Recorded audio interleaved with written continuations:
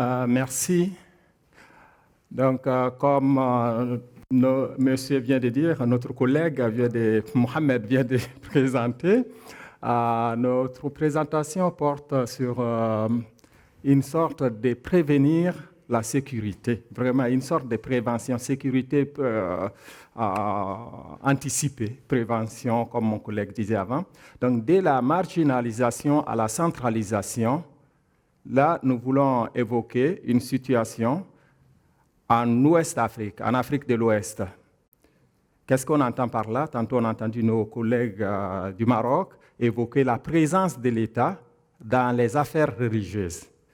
Donc, dans cette situation, nous allons présenter une situation où l'État est tout à fait absent.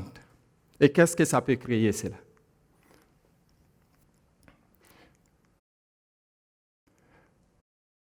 Voilà, donc la situation ressemble à ça quand on regarde l'Afrique de l'Ouest. Donc la présence de l'État, on peut le voir comme, comment je vais dire, point noir là, c'est comme la présence là où se trouvent les centres de toutes choses, centres politiques, centres administratifs, centres, tout ce qui est centre. Donc la partie blanche représente la marge. Donc chez nous, on voit très souvent l'étendue du territoire n'est pas desservie. On le sait. Donc, il y a une sorte de marge. Cette marge-là, maintenant, on va voir qu'il y a une population, un groupe qui va essayer quand même d'occuper cet espace-là. L'espace abandonné sera occupé par d'autres personnes. Ici, la question qu'on se pose, voilà, est-ce que certaines politiques des États favorisent l'implantation des groupes extrémistes? C'est ma question principale. Les politiques choisies par l'État, est-ce que cela peut favoriser l'implantation des groupes extrémistes? Histoire, là, au Burkina Faso, comme partout en Afrique de l'Ouest, dans mon cas, j'ai choisi la Côte d'Ivoire et le Burkina. Là, on constate qu'il y a deux types d'éducation. Si je dis éducation, il y a l'éducation qui se faisait à travers la langue arabe, qui est là depuis le 7e siècle, selon les études qui sont là. Lorsque Okuba Bournaf est arrivé en Mauritanie, donc on sait très bien que lorsque les colonisateurs arrivaient, l'enseignement, les élites étaient des arabophones. Et d'ailleurs, j'ai une lettre ici que peut-être je vais vous présenter, ça serait intéressant. Cette lettre-là, en Côte d'Ivoire, il y a quelqu'un qui a écrit cette lettre qui s'appelait Karamogo, qui a envoyé cette lettre-là, une sorte de lettre de recommandation à Benger. Peut-être chacun de nous, on a entendu parler de Bengerville. En Côte d'Ivoire, il y a un quartier à Abidjan qui s'appelle Bengerville.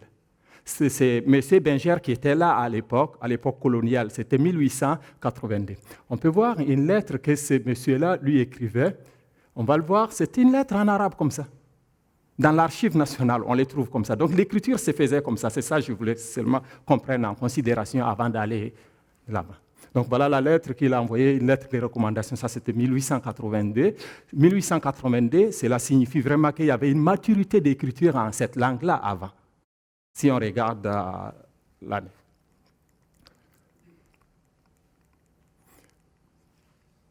Donc là, l'histoire de cette langue, je viens de le dire, ça date depuis le 7e siècle, 8e siècle Jésus-Christ. L'enseignement arabe existe. Lorsque l'État s'est absenté, on voit maintenant que la plupart de ces intellectuels, des gens qui étudient dans cette langue-là, il y en a qui se sont entêtés, même à partir du moment où la langue a été changée, on parle des langues officielles qui est la langue française, on voit que jusque-là, pas plus que 20% de nos populations comprennent la langue française, qui peuvent en parler, qui peuvent écrire. Alors que par contre, on voit qu'environ 17%, selon les statistiques actuelles, 17% des populations africaines, surtout d'Afrique noire, je veux dire, comprennent l'arabe, écrivent en arabe. C'est pourquoi notre travail ici à l'UQAM porte sur l'arabité et l'islam hors monde arabe.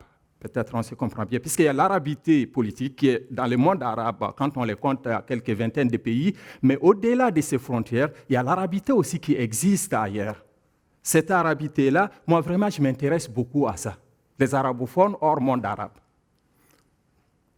on voit que la plupart de ces personnes-là, lorsqu'elles se forment, ces élites arabophones, elles se retrouvent étiquetées de théologiens. Vous le savez, c'est-à-dire, ils ont étudié la religion. On constate en cela nos amis qui partent par exemple au Maroc, qui partent en Égypte, même s'ils finissent en économie, ils mettent les pieds au Burkina ou en Côte d'Ivoire, ils sont vus comme des imams. Automatiquement. Pourquoi? Puisqu'il a étudié en arabe. Il a étudié là-bas, c'est-à-dire là-bas, on ne forme que des imams, on ne forme que des théologiens.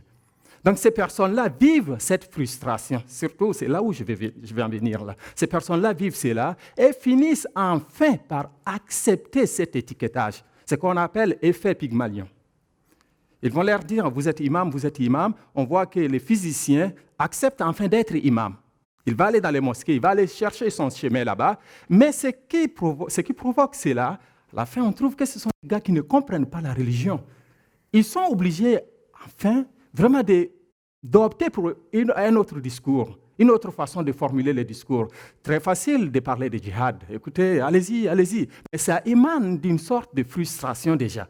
Mais ces personnes-là, on n'explique pas par là. Écoutez, c'est les religieux qui nous a dit. Mais en réalité, ces gars-là ne comprennent même pas la religion, puisque son domaine n'est pas ça. Son domaine, ça peut être sciences politiques, ça peut être, physique, ça peut être économie. Mais la personne se retrouve étiquetée par ça, donc elle finit par accepter. Depuis les années 2000 maintenant, on constate que dans ces pays-là, dans ces pays d'Afrique de l'Ouest, surtout dans les cas du Burkina et de la Côte d'Ivoire, on voit qu'il y a un changement. Il y a des changements. Qu'est-ce que j'entends par ces changements-là? Il y a des écoles qui forment les gens toujours en arabe, mais avec une petite dose en français. Ces écoles-là veulent se moderniser aussi. Ces écoles-là veulent s'inscrire dans leur époque. Qu'est-ce qui se passe? Ces écoles forment des jeunes sur place, des jeunes localement, sans que ces jeunes-là se retrouvent dans le monde arabe. Et ces écoles ont opté aussi pour une sorte des universités des autres écoles. Mais c'est comme des efforts personnels. Voyez, voilà notre marge maintenant. On va trouver que la marge serait occupée. Puisque l'État est absent toujours, l'État est toujours dans son centre là-bas. L'État, pour lui, c'est mon pouvoir. Écoutez, je suis là. Je suis le maître absolu, mais ces gens-là travaillent à côté. On constate ici, on est parti de Koutab, ce qu'on appelle Massid. Si on arrive en Côte d'Ivoire, on va parler de Dougouma Karan. Dougouma Karan en langue bambara, c'est-à-dire l'étude dans laquelle on se retrouve par terre. On doit rester par terre pour apprendre, on ne reste pas sur... Donc ça, on l'appelle directement en Côte d'Ivoire Dougouma Karan. Si on arrive au Burkina, on va dire Tenkarmo. C'est la même chose, Tenkarmo, c'est-à-dire... Reste par terre, puis tu apprends. Tu ne dois pas te mettre sur une table, quoi, non, c'est interdit. Donc, ils ont commencé par là. Après, ils se sont retrouvés dans l'étape des Médersa, avec l'avènement des colonisateurs. À cette époque-là, ils ont changé un petit peu pour être modernes. Écoutez, on construit des classes. Mais là, entre les deux aussi, les gens se questionnent sur la notion de baraka. La baraka, c'est-à-dire si lorsque vous n'étudiez plus par terre, vous voulez apprendre dans les classes modernes, en ces moments-là, il y a l'essence des choses qui va partir lorsqu'on parle de notion de al-baraka. C'est-à-dire, c'est l'essence même de l'apprentissage. C'est la dose qui fait de ton apprentissage un apprentissage utile. Ça, c'est comme une mythologie africaine aussi, je peux le dire. Donc, on croit en ces trucs-là. Écoutez, tu n'apprends pas comme on devrait apprendre, tu n'apprends pas par terre, tu veux apprendre comme un homme moderne. Écoutez, tu n'es plus un savant, là, tu es devenu autre chose. Ensuite, on se retrouve à l'étape des écoles franco-arabes, puisqu'ils se sont retrouvés, il n'y a pas de reconnaissance, ils ont commencé maintenant à apprendre la langue du pays, la langue officielle. Même en apprenant cette langue, ce qui est drôle là-dedans, ils apprennent la langue française ou la langue anglaise dans les cas de pays anglophones comme une langue étrangère. D'ailleurs, dans les relevés, c'est mentionné langue étrangère. Ce n'est pas mentionné comme la langue, parce qu'eux, ils se considèrent que la langue première pour eux, c'est la langue arabe. Parce que l'école a été en ça, ils ont appris en ça. D'ailleurs, moi, dans ces temps-ci, ça m'intéresse de parler de l'arabe d'Afrique subsaharienne, puisqu'on a notre façon de parler l'arabe. Pour les gens qui n'ont pas été dans le monde arabe parler avec des dialectes, tu vas voir qu'ils ont tendance à parler l'arabe coranique, l'arabe littéraire. Ils ont tendance à parler en ça. Et d'ailleurs, si vous partez sur les sites aujourd'hui, on voit qu'il y a des moyens de communication. Ces gens-là n'écrivent qu'en arabe entre eux. Les lettres se passent en arabe, tout se passe en arabe, même leur langage quotidien. Une fois, j'étais en Égypte, il y a un arabophone qui voulait écrire un message à ses parents au pays. On voit qu'il veut parler moré, mais l'arabe, c'était plein d'arabes. Message, ils amènent là-bas. Les parents ne comprennent rien. Ils disent, mais qu'est-ce qu'il me dit là? C'est comme arabe, une phrase arabe, une phrase morée. Petite phrase arabe, phrase morée. Donc, c'est comme une code switching arabe-morée ou arabe-djoula. C'est comme ça se passe donc, pour ces groupes-là.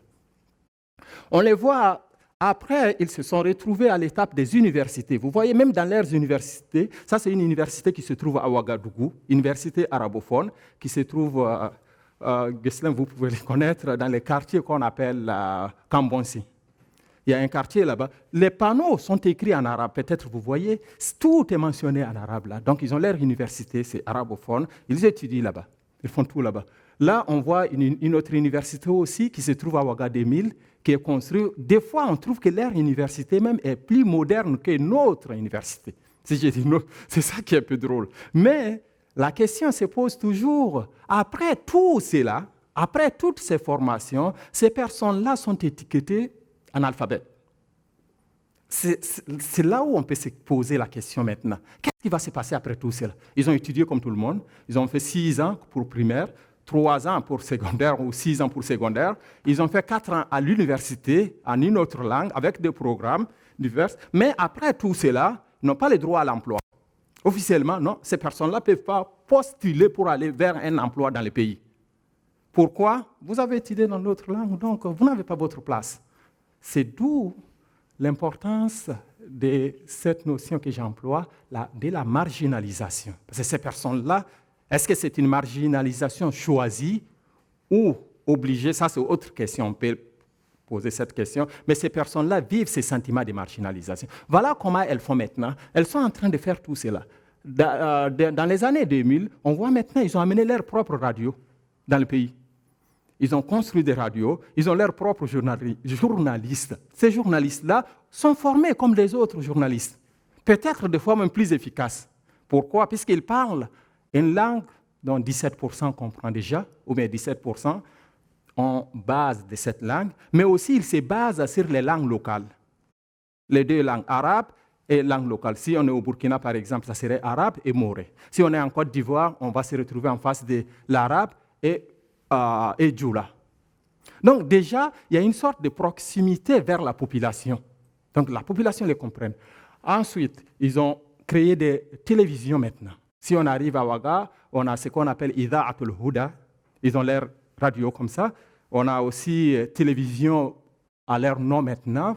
Ils peuvent communiquer avec tout le monde dans le pays. Ils ont aussi ce qu'on appelle ici des œuvres humanitaires aussi. On voit les machines, là, ils ont leurs sources, ils amènent, ils aident la population. Là où l'État est absent, l'espace non occupé, ces personnes-là occupent ça. Donc quand on regarde, on voit que la majeure partie du territoire est occupée par ces personnes-là. Mais comment ils gagnent leurs ressources, c'est la question qui se pose maintenant. Et là, vous m'excusez, tout au fond là, c'est une université à Abidjan, puisque je vais parler des deux cas, une université, projet d'université à Abidjan. Ce qu'on appelle l'université Al-Furqan. Voilà. Maintenant, moi, je me dis que tout cela permet une sorte de condition, favorise en quelque sorte l'implantation de l'extrémisme. Je ne dis pas que c'est ça l'extrémisme, non. Mais la question qu'on se pose, est-ce que cela ne favorise pas l'implantation d'extrémisme dans un pays? C'est la question que je me questionne. Ici, on voit sur le plan éducationnel, ces personnes-là, l'État scolarise combien?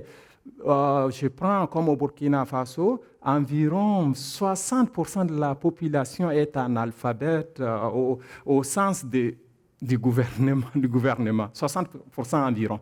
Donc, il n'y a qu'environ 40% qui vont à l'école. Mais qui vont à l'école comment? Qui vont passer leur temps à apprendre d'abord, pendant 10 ans, à apprendre la langue. Ensuite, combien de temps ces personnes-là vont commencer à apprendre la science? On se questionne. Donc, mais parmi ces personnes-là, c'est celles qui ont eu BPC, là-bas on parle de BPC, 3e secondaire ou moins que ça, c'est ça, environ. 3e secondaire, se considèrent intellectuels. Écoutez, Ces personnes, oui, ce sont ces personnes-là qui occupent les fonctions. Dans l'autre côté, les autres qui ont été, je prends l'exemple, comme on a des Marocains ici, je peux citer Maroc, qui ont pris doctorat au Maroc, qui ont pris licence au Maroc, se retrouvent dans le pays, ils voient que non, c'est ceux-là qui peuvent occuper. Vous, là, vous n'êtes pas intellectuel. Pourquoi? Puisque vous avez étudié au Maroc, puisque vous avez étudié en Tunisie. Est-ce que cela ne crée pas une situation dans un pays? Alors qu'ils savent très au fin fond d'eux, ces gens-là ne comprennent rien, sinon qu'ils parlent le français. Nous, on ne parle pas, mais on sait que ces gens-là n'ont pas la gestion de l'État. Donc, on se trouve sur le plan éducationnel, ces personnes-là, ce sont elles qui éduquent les gens, la masse populaire, environ 60%. Là. Sur le plan de réorientation des ressources, on voit aussi que ces personnes-là se sont données comme mission d'aider les pauvres sur le terrain. On peut se questionner d'où viennent leurs fonds. La question, c'est une autre question, c'est là une autre recherche, on va travailler là-dessus des années et des années. Mais ils arrivent quand même à aller trouver des fonds. Tantôt, notre collègue du Maroc disait, quand l'Arabie saoudite finance, l'Arabie saoudite a ses conditions. C'est ça? Si on laisse le terrain, si les autres vont financer, à chaque fois, ceux qui vont financer vont amener leurs conditionnalités avec le financement. Qui sait quelles sont les conditionnalités? Puisque l'État ne veut même pas savoir. Comment? 5. OK. Donc, qui sait? Personne ne veut. L'État ne part pas chercher quand même ces conditionnalités. Donc, l'État ne sait pas qu'est-ce qui se passe là-bas, aux coulisses là-bas. Qu'est-ce qui se trame? Sur le plan aussi de l'information, ces personnes-là ont les moyens d'information. Qui détient l'information détient le pouvoir en quelque sorte. Ces personnes-là ont une proximité. On peut voir une personne parmi elles qui peuvent regrouper environ centaines de personnes, parler au public. Et puis le public aussi écoute. On se retrouve là, lorsque tout cela est fait, l'espace marge est occupé ainsi, à un moment donné, ces personnes-là commencent à penser maintenant, ah, on a nos biens dans ces pays-là, voilà, on a des radios, on a des écoles, on a notre population, on a, pourquoi pas construire notre sécurité à nous-mêmes pour garder nos affaires, puisque déjà on sait que notre État est démissionnaire, ou bien notre État est absent pour être positif. Ces personnes-là pensent à cette étape-là, notre armée à nous. Lorsqu'on arrive là maintenant, c'est en ce moment l'État est présent. L'État se dit, non, mais ça ne se fait pas. Écoutez, monopole des violences légitimes, là, c'est à moi l'État. Et ces personnes, en ce moment, le monde entier commence à entendre ce qui se passe maintenant. Ces gens-là disent, non, écoutez, nous, on a notre bien. Quiconque a ses biens doit protéger ses biens. Nous, on a notre bien, donc on peut pas, ça ne peut pas se faire. Écoutez, l'État qui a toujours été absent. Mais la question qui se pose, qu'est-ce que l'État propose maintenant? Les théories de l'État moderne, j'ai pris question des monopoles de violence légitime, puisque les États, dans ce type de système, ne comprennent que ce langage. Écoutez, j'ai ma violence, ça c'est légitime sur le plan international. Donc ces gens-là, ça devient maintenant une situation qui n'est pas du tout facile. Donc la conclusion, on se questionne maintenant, quoi faire pour contrer la radicalisation? Moi, je me questionne toujours sur ces questions-là, surtout dans ces pays-là. Est-ce que si on pensait à la bonne gouvernance, si je dis bonne gouvernance dans notre cas-là, c'est-à-dire que l'État soit un peu présent, aller savoir qu'est-ce qui se passe dans tous ces côtés-là. Merci beaucoup. Merci.